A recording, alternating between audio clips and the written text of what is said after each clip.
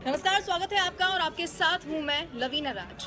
गुर्जर आरक्षण और आंदोलन, ये तीन शब्द ऐसे हैं जो राजस्थान के लिए कोई नए नहीं है।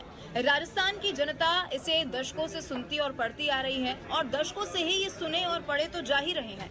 मगर पिछले 14 साल की अगर बात की जाए तो पिछले 14 साल के दौरान ये तीनों ही शब्दों को कई बार ऐसे मौके आए जब राजस्थान की जनता ने सुना और साथ के साथ महसूस भी किया है। अब एक बार फिर से हर किसी की नजर 17 अक्टूबर पर टिकी हुई है, क्योंकि 17 अक्टूबर को सवाई माधोपुर में महापंचायत होने जा रही है, जिसको लेकर गुर्जरों की ओर से अल्टीमेटम दे दिया गया है। लेकिन इससे पहले ये भी समझना बहुत जरूरी होगा कि आखिर कैसे और कब ये पूरा विवाद शुरू हुआ और कितनी बार राजस्थान सुलगता हुआ नजर आया, जिसकी जानकारी पूरी आपको इस वीडियो के जरिए देंगे।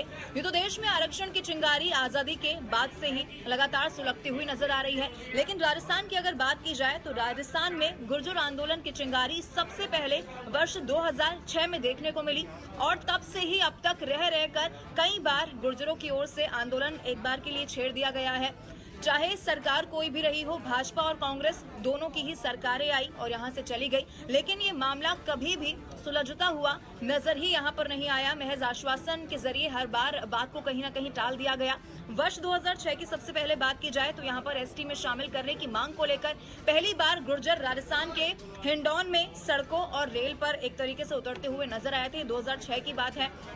गुर्जर आंदोलन 2006 के बाद तत्कालीन भाजपा सरकार एक महज कमेटी वहां पर बना दी गई थी, यानी कि मामला इसको लेकर कभी भी शांत नहीं हो पाया। सकारात्मक नतीजा इस कमेटी का भी कुछ नहीं निकल पाया। कुछ समय के लिए गुर्जर राजस्थान में शांत होते हुए नजर आए, लेकिन वो चिंगारी अभी भी शांत नहीं हुई थी और मई 2007 को फिर से आंदोलन शुरू हुआ और उसके बाद गुर्जर आंदोलन 2007 के लिए पीपलखेड़ा पाटोली का यहाँ पर चुनाव किया गया और इस आंदोलन की कुछ जानकारी भी आपको इस वीडियो के जरिए दे देते हैं। इस आंदोलन में राजस्थान में 28 लोग मारे गए थे।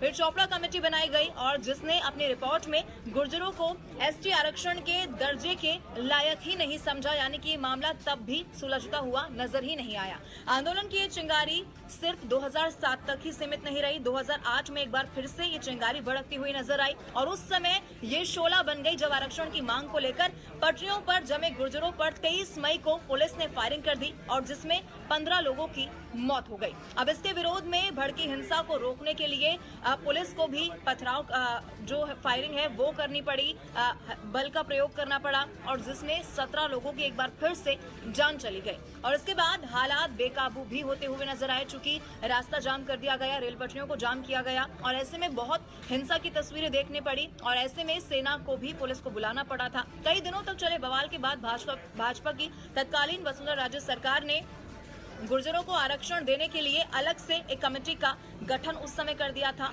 और उसके बाद से ही साल 2010 में भी एक बार फिर से गुर्जर आंदोलन भड़का, लेकिन तब जो मामला था वो और अगर तुलना की जाए पिछले आंदोलनों से तो ये इस बार थोड़ा जल्दी शांत हो गया था। लेकिन इसके बाद फिर से यानी कि 24 दिसंबर 2010 की ये बात है, जहां पर और साथ ही फिर 2015 में भी और फिर 2018 और फिर 2019 भी ये झगड़ा उस समय उभर कर सामने आ गया जब कोर्ट ने गुर्जरों को दिए जाने वाले 5% आरक्षण को घटाकर मात्र 1% कर दिया और इसके बाद जो चिंगारी है वो और ज्यादा कहीं ना कहीं भड़कती हुई नजर आई। रोष गुर्जर समाज में और ज्यादा देखने को मिला। कुल मिलाकर आंदोलन से राजस्थान में 72 लोगों की जान अभी तक जा चुकी है, जितनी बार भी गुर्जरों की ओर से आंदोलन किया गया है। वर्तमान समय की बात की जाए तो 1.5 साल से मुख्य सचिव और सरकार के बीच उच्च स्तर पर वार्ता हो रही है, लेकिन हमेशा बेनतीजा रहती है। कोई नतीजा सकारात्मक इससे नहीं निकल पाता है। प्रक्रियाधीन भर्तियों में गुर्जरों समेत एमबीसी में शामिल 5 जातियों को दिए गए आरक्षण को पूर्णतया पालन नहीं हो रहा है और इससे बहुत परेशानी गुर्जर समाज को हो रही है। ये कहना है कर्नल किरोड़ी सिंह बैसला का। उन्होंने इस दौरान ये भी कहा कि आरक्षण आंदोलन समझौते के सभी बिंदुओं की अक्षरश पालना के इंतजार में 1.5 साल गुर्जरों की ओर से गुजार दिए गए हैं। इस बीच एमबीसी वर्ग को काफी हानि भी हुई है और अब सरकार गंभीर है, यानी कि अब जब अल्टीमेटम गुर्जरों की ओर से दिया गया है 17 तारीख का, यानी कि 17 अक्टूबर को चूंकि महापंचायत है, जब अल्टीमेटम सरकार को दिया गया तो सरकार ने कमेटी का गठन किया, लेकिन बड़ा सवाल अब भी ये बना हुआ है, क्या ये मामला शांत हो पाएगा या फिर एक बार फिर से राजस्थान को सुलगाने की तैयारी की जाएगी, एक बार फिर से सुलगता हुआ राजस्थान नजर आएगा। इस पर सबकी नजरें बनी हुई हैं। बहुत शुक्रिया।